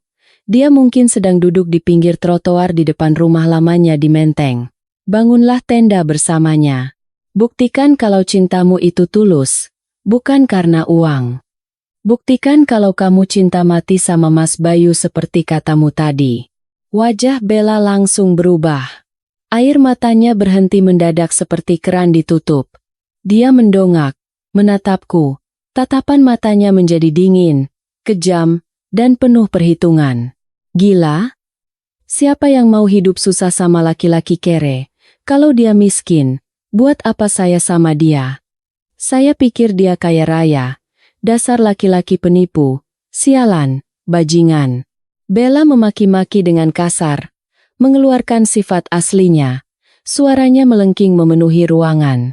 Aku tersenyum puas. Inilah wajah asli pelakor itu. Cinta matinya hanya seharga saldo rekening. Bagus. Akhirnya kamu jujur, ujarku. Pak Hadi, awasi dia. Pastikan dia tidak mencuri satupun barang berharga. Setelah dia keluar, Ganti kunci unit ini. Siap, Nona. Bella berdiri dengan kasar, menghentakkan kakinya. Dia masuk ke kamar, mengambil koper, dan melempar baju-bajunya dengan asal-asalan sambil terus memaki-maki nama Bayu. Dia tidak menangis lagi. Dia marah karena investasinya gagal total. 10 menit kemudian, Bella keluar menyeret kopernya.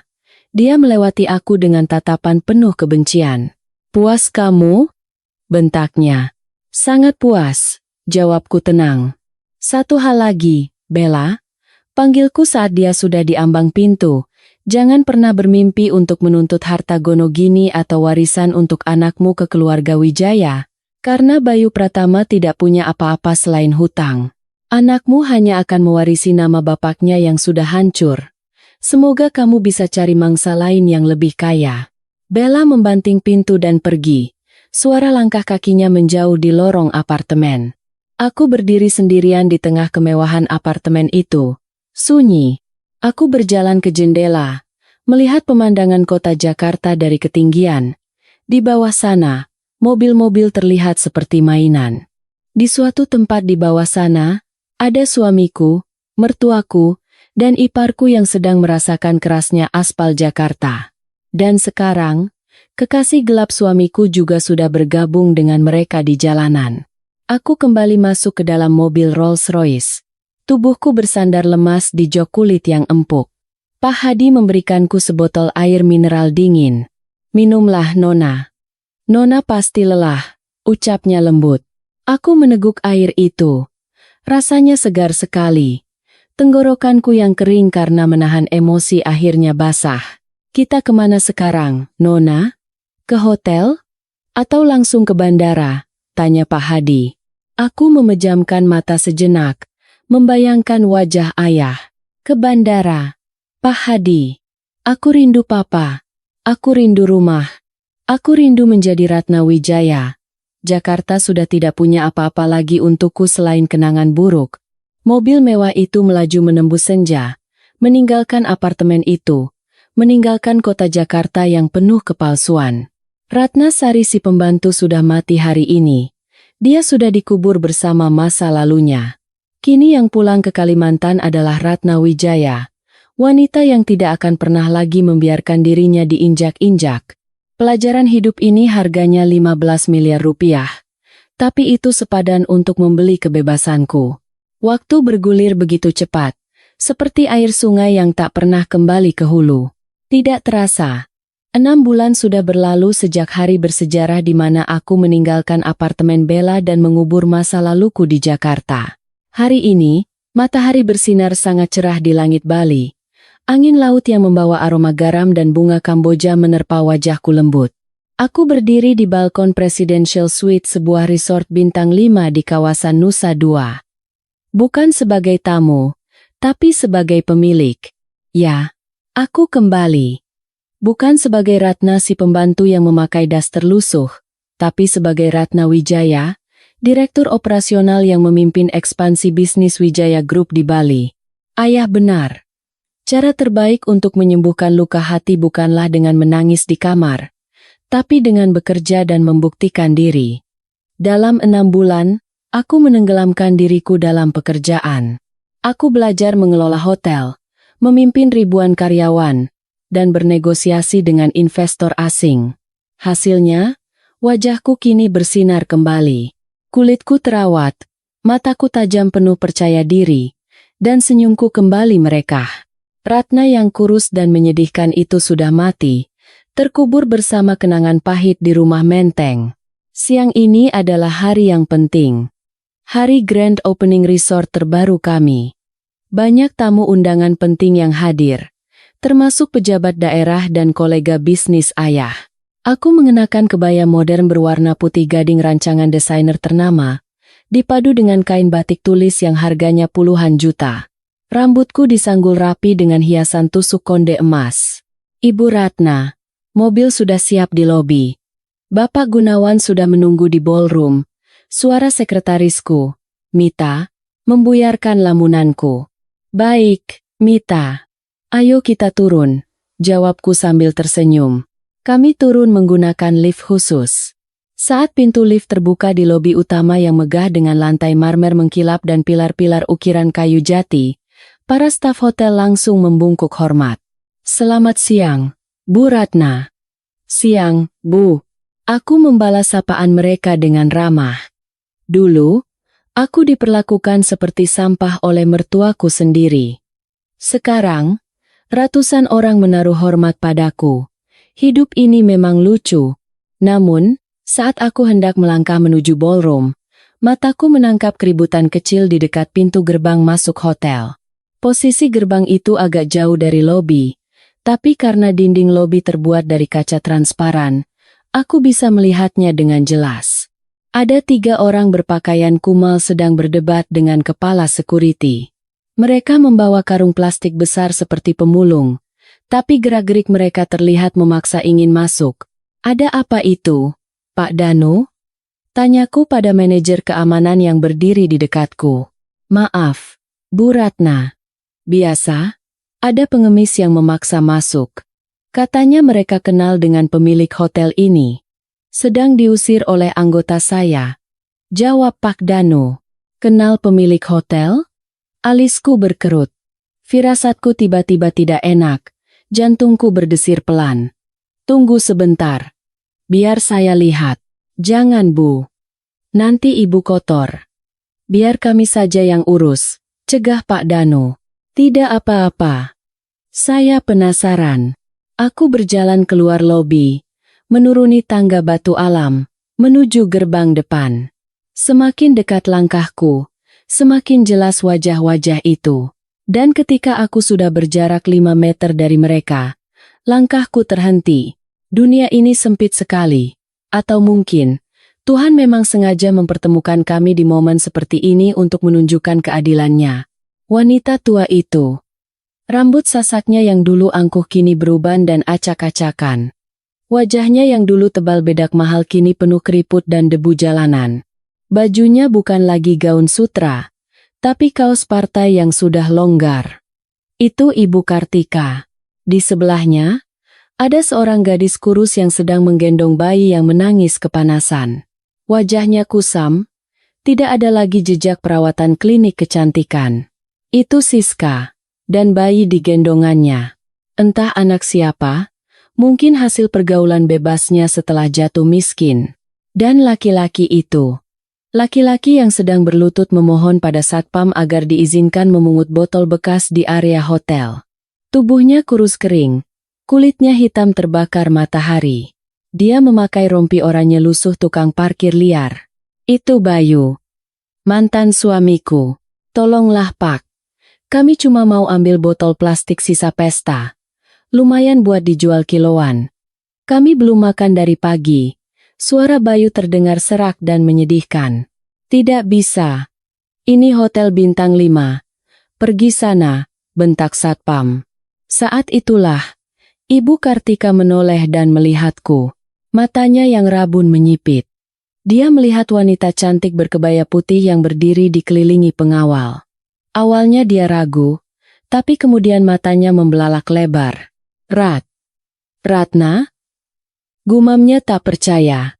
Dia menyikut Bayu. "Bayu, lihat. Itu Ratna. Itu istrimu." Bayu menoleh. Saat mata kami bertemu, aku melihat rasa malu yang luar biasa meledak di wajahnya. Dia ingin lari, tapi kakinya seolah terpaku di aspal. Ibu Kartika, dengan sifat tak tahu malunya yang mendarah daging, tiba-tiba berlari menerobos satpam dan bersujud di kakiku. Bau keringat apek dan sampah langsung menusuk hidungku, kontras dengan aroma parfumku. "Ratna, menantuku." "Ya Allah Ratna, Ibu tahu kamu pasti ada di sini. Tolong Ibu, Nak. Tolong kami." Ratapnya sambil mencoba memegang ujung kain batikku. Pengawalku dengan sigap menahan tubuhnya agar tidak menyentuhku. "Mundur Bu. Jangan sentuh Ibu Direktur." "Ibu Direktur?" Ibu Kartika ternganga. "Ratna, kamu pemilik hotel ini?" Aku menatapnya datar. Tidak ada rasa benci. Tidak ada rasa kasihan. Hanya rasa asing. Seolah aku sedang melihat orang yang tidak pernah ku kenal. Maaf, ibu siapa ya? Tanyaku dingin. Pertanyaan itu menamparnya lebih keras daripada tamparan fisik. Ini ibu, Ratna. Mertuamu. Ini Bayu, suamimu. Kami menderita, Ratna. Setelah diusir dari rumah itu, kami tidak punya apa-apa. Bella menipu kami. Dia bawa lari sisa perhiasan ibu dan kabur dengan laki-laki lain. Kami tidur di kolong jembatan Tanah Abang, Ratna. Siska hamil ditinggal pacarnya. Tolong kami nak, izinkan kami tinggal di sini. Jadi tukang sapu juga tidak apa-apa, asal kami bisa makan. Bayu masih menunduk, tidak berani bersuara. Air matanya menetes ke aspal. Aku menghela napas panjang. Pak Danu, panggilku. Siap, Bu. Ambilkan dompet saya. Ibu Kartika tersenyum lebar. Matanya berbinar penuh harap. Dia pikir aku luluh. Dia pikir dia akan diajak masuk ke istana ini. Aku mengambil 3 lembar uang 100.000 rupiah dari dompetku. Cuma 300.000. Aku mengulurkan uang itu pada Bayu, bukan pada ibunya. Ini, ucapku. Bayu mendongak, menatap uang merah itu dengan tangan gemetar. Anggap saja ini sedekah Jumat dari saya untuk kaum duafa. Gunakan untuk beli nasi bungkus dan susu buat bayi itu. Setelah itu, silakan pergi dari sini dan jangan pernah kembali. Ibu Kartika melongo. Cuma ini. Ratna, kamu kaya raya. Hartamu triliunan. Masa cuma kasih 300.000 buat mertuamu? Aku tersenyum tipis. Dulu, ibu kasih saya 50.000 untuk makan 4 orang seharian, kan? Sekarang saya kasih 300.000. Itu sudah 6 kali lipatnya. Seharusnya ibu bersyukur. Bukankah ibu yang mengajarkan saya untuk hemat? Ratna. Ibu Kartika hendak berteriak marah, tapi Bayu menarik tangannya. Sudah, Bu. Cukup. Suara Bayu terdengar parau. Dia mengambil uang itu dari tanganku. Dia tidak berani menatap mataku. Terima kasih, Bu Ratna. Ucap Bayu pelan. Dia memanggilku Bu. Dia sadar posisinya sekarang. Mas. Panggilku pelan sebelum dia berbalik. Bayu berhenti. Semoga uang ini berkah. Dan semoga kamu belajar satu hal, Mas. Bahwa wanita yang tulus mencintaimu di saat kamu susah adalah rezeki terbesar yang Tuhan berikan. Ketika kamu menyia-nyiakannya demi wanita lain dan harta semu, saat itulah kamu kehilangan segalanya. Selamat jalan. Bayu mengangguk kaku. Air matanya tumpah semakin deras. Dia menarik ibunya yang masih meronta-ronta dan adiknya yang lesu untuk pergi menjauh. Aku berdiri di sana, melihat punggung mereka yang membungkuk, berjalan menjauh di telan debu jalanan, menyeret karung plastik berisi botol bekas. Mereka kembali ke dunia mereka, dunia yang mereka pilih sendiri karena keserakahan. Tiba-tiba, sebuah tangan kekar dan hangat menepuk bahuku. Putriku. Aku menoleh. Ayah berdiri di sana, tersenyum bangga dengan setelan jas rapinya. Kamu baik-baik saja? Tanya ayah. Aku menatap ayah, lalu menatap kembali ke arah jalanan yang kini kosong. Sangat baik, Pa. Jawabku mantap. Ratna sudah selesai. Hati Ratna sudah bersih. Tidak ada dendam, tidak ada sakit hati. Mereka hanyalah masa lalu yang memberikan pelajaran berharga. Ayah merangkul bahuku. Bagus. Itu baru anak Gunawan Wijaya. Ayo masuk. Tamu-tamu sudah menunggu. Hari ini adalah hari besarmu. Masa depanmu ada di depan sana, cerah dan bersinar. Aku mengangguk dan berjalan beriringan dengan ayah masuk kembali ke lobi hotel yang sejuk. Di belakangku, pintu kaca otomatis tertutup pelan, menutup rapat kisah kelam tentang Ratna si pembantu. Kini, aku melangkah maju. Sepatu hak tinggiku berbunyi tak-tak-tak di atas lantai marmer, menyuarakan irama kemenangan. Aku, Ratna Wijaya, wanita yang pernah hancur lebur, kini telah bangkit menjadi berlian yang tak terkalahkan. Dan ini adalah akhir bahagia yang sesungguhnya.